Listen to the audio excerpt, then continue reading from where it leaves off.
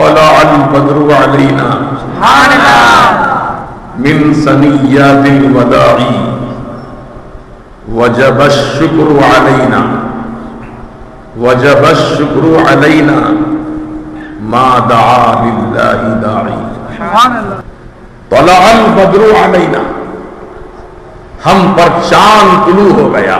سبحان اللہ طلع البدر علینا کے معنی کیا ہے؟ ہم پر چاند طلوع ہو گیا، ہم پر چاند سایہ فگن ہو گیا. کون سا چاند؟ وہ آمنہ کا چاند، سبحان اللہ وہ آمنہ کا چاند. طلع البدر علینا من ثنیات الوداع وجب الشکر علینا. جب وہ چاند بادلوں سے نمودار ہو گیا ہم پر، تو اللہ کا شکر ادا کرنا ہم پر واجب ہو گیا. وجب الشکر علینا، ہم پر شکر ادا کرنا واجب ہو گیا، واجب ہو گیا، ضروری ہو گیا. کیوں ضروری ہو گیا؟ اس لیے ما دعا للہ داعی. عزیزان محترم، وجب الشکر علینا پر میں گفتگو کر رہا تھا کہ اس نبی کی آمد پر ہم سب کو اللہ تعالیٰ کا شکریہ ادا کرنا واجب ہو گیا. بولیے، واجب ہو گیا. اب شکریہ کیسے ادا کرنا؟ تو آپ روزہ رکھ کر کے شکریہ ادا کر سکتے ہیں، روزہ رکھ کر. کیونکہ اللہ کے پیارے حبیب علیہ السلام بھی ہر پیر کے دن روزہ رکھتے تھے، ہر پیر کو، ہر پیر کو. ہم لوگ تو مہینہ ربیع الاول کا آتا ہے تو جشن میلاد مناتے ہیں، لیکن نبی نے ہر پیر کو اپنی میلاد منائی ہے. سرکار حضور نے خود میلاد منائی اپنی، ہر پیر کو روزہ رکھتے تھے آقا. تو صحابہ نے پوچھا رسول اللہ علیہ السلام، یوم الاثنین آپ روزہ کیوں رکھتے ہیں؟ یہ پیر کے دن روزہ کیوں رکھتے ہیں؟ تو آقا علیہ السلام نے فرمایا، میں اسی دن پیدا ہوا ہوں، پیر کے دن پیدا ہوا ہوں، اس خوشی میں روزہ رکھتا ہوں.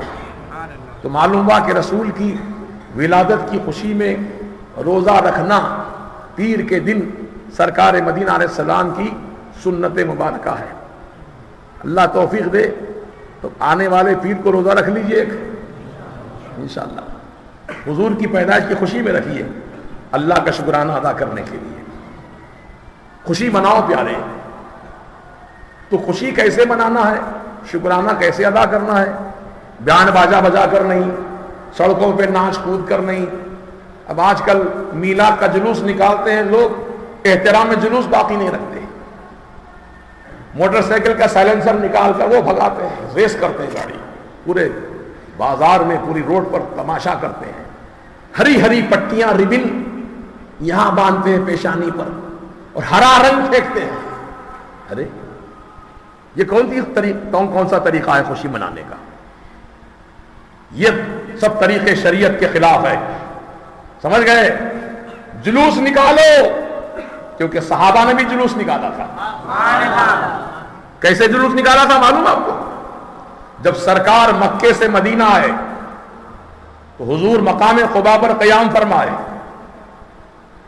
مدینے والے صحابہ کو اطلاع ملی کہ سرکار مدینہ علیہ السلام مدینے پاک میں آ چکے ہیں. تو صحابہ سب نوجوان بچے، جوان بچے اپنا قومی لباس پہنے، عربوں کا جو قومی لباس ہوتا ہے وہ پہنے، کمر پر ہتھیار باندھے، تلواریں لٹکائیں، مدینے کو سجا دیا. بخاری کی حدیث میں آیا ہے کہ مدینے کو ایسے سجایا صحابہ نے جیسے دلہن کو سجاتے ہیں، دلہن کو. جھنڈی لگاؤ، روشنی لگاؤ، سجاؤ اپنے گھروں کو، گلی کوچوں کو. یہ طریقہ جائز ہے، یہ صحابہ کی سنت ہے. دلہن کی طرح سجا دیا اور سرکار کی بارگاہ میں دو صف باندھ کر دو رویا صحابہ اللہ کے رسول کا استقبال کرتے ہیں. مرحبا مرحبا یا رسول اللہ. طلع البدر علینا من ثنیات الوداع وجب الشکر علینا ما دعا للہ داعی. ارسل اللہ تعالی عندنا نورا مبینا، ارسل اللہ تعالی عندنا نورا مبینا. مصطفیٰ ما جاء الا رحمت للعالمین. یہ تھا صحابہ کی زبان پہ نعرہ.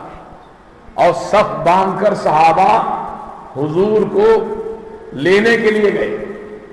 جلوس کی شکل میں حضور کو اونٹنی پہ بٹھا کر صحابہ پیدل چل رہے ہیں, سرکار اونٹنی پہ سوار ہیں. سب صحابہ کی تمنا ہے سرکار میرے گھر میں ٹھہریے, آقا میرے مکان میں رکیے, سرکار میرے گھر میں قیام فرمائیے. اب یہ فقیر کہیں جاتا ہے جلسوں میں, میں تو سرکار کے غلاموں کے غلاموں کے غلاموں کے غلاموں کے غلاموں کے کروڑوں غلاموں کے قدموں کی دھول کی برابری نہیں کر سکتا. میں تو اتنا حقیر فقیر غلام ہوں سرکار کا. جب مجھ جیسا حقیر فقیر کہیں جاتا ہے جلسوں کے لیے تو سینکڑوں مریدین معتقدین چاہنے والے کہتے ہیں حضرت میرے گھر میں آپ قیام فرمائیے. لڑائیاں ہوتی لوگوں میرے حضرت میرے پاس ٹھہرتے, بولے نہ تمہارے پاس کیسا ٹھہرے. یہ محبت ہے. جب فقیر کے ساتھ یہ معاملہ ہے وہ شہنشاہ کون و مکان کے ساتھ. صحابہ کرام بے چین ہیں, تڑپ رہے, ماہی بے آگ کی طرح سرکار میرے گھر میں تشریف لائیے, میرے آقا میرے گھر میں تشریف لائیے. لیکن حضور پاک نے فرمایا میری اونٹنی معمور من اللہ ہے, اللہ کی طرف سے معمور کر دی گئی ہے. میری اونٹنی جس کے گھر کے دروازے کے سامنے بیٹھے گی میں اسی کے گھر میں ٹھہروں گا. یہ فیصلہ اللہ نے اونٹنی پر چھوڑ دیا ہے. اللہ. اب یہ اونٹنی چلتی رہی مدینے کے گلی کوچوں سے, چلتے چلتے کبھی ٹھہر جاتی تھی تھوڑا تو صحابہ کے دل کی دھڑکنیں تیز ہو جاتی تھی. اونٹنی ٹھہر گئی ہے, شاید اب بیٹھتی ہوں گی, لیکن پھر چل پڑتی تو صحابہ کا دل چھوٹا ہو جاتا. کیا انداز ہے صحابہ کا.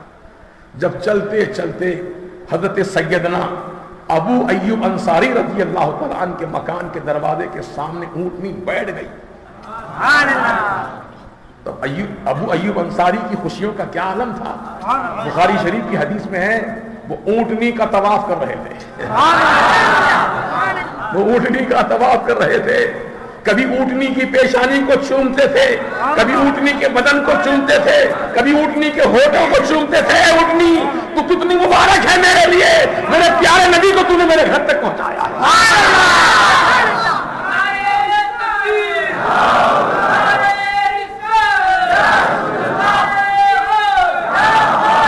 نثار تیری چہل پہل پر ہزاروں عید ربیع الاول, سوائے ابلیس کے سبھی تو خوشیاں منا رہے تھے. سوائے ابلیس کے سبھی تو خوشیاں منا رہے تھے, کیونکہ ابلیس ملعون کو دو وقتوں پر بڑا تکلیف پہنچی, بڑا غصے میں آیا ابلیس. کب ایک اس وقت جب کہ اللہ کے رسول کی پیدائش ہوئی مکہ المکرمہ کی سرزمین پر, تو سوائے ابلیس کے سب دنیا خوشی منا رہی تھی. اور ابلیس جو ہے پہاڑوں میں جا کر سر مار رہا تھا, ہائے افسوس میرا پردہ چاک کرنے والا آ گیا, میرا چہرہ بے نقاب کرنے والا آ گیا, اب اللہ کا دین پہنچانے والا آ گیا. شیطان کو افسوس ہو رہا تھا جب سرکار کی ولادت میں باسعادت ہو رہی تھی. اور دوسرے اس وقت تکلیف ہوئی جب سرکار مدینہ علیہ السلام پر اللہ نے فاتحہ نازل کیا. سورہ فاتحہ جب حضور پر نازل کیا گیا تو شیطان سر پٹک پٹک کے رو رہا تھا, فاتحہ پہ بڑا افسوس ہو رہا تھا.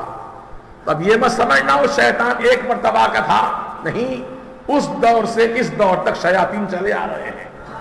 حضور کی میلاد پر بھی ناک بھون چڑھاتے ہیں, فاتحہ سن کے بھی منہ چلا لیتے ہیں. سمجھو یہ کون ہے, یہ تو شیطان کا طریقہ تھا کہ فاتحہ پر بھی ناراض ہوا اور حضور کی میلاد پہ بھی ناراض ہوا. اور جو حضور کی میلاد خوشی سے مناتے ہیں وہ وفادار مصطفیٰ, وفادار مصطفیٰ. جو فاتحہ خوشی سے پڑھتے ہیں وفادار مصطفیٰ.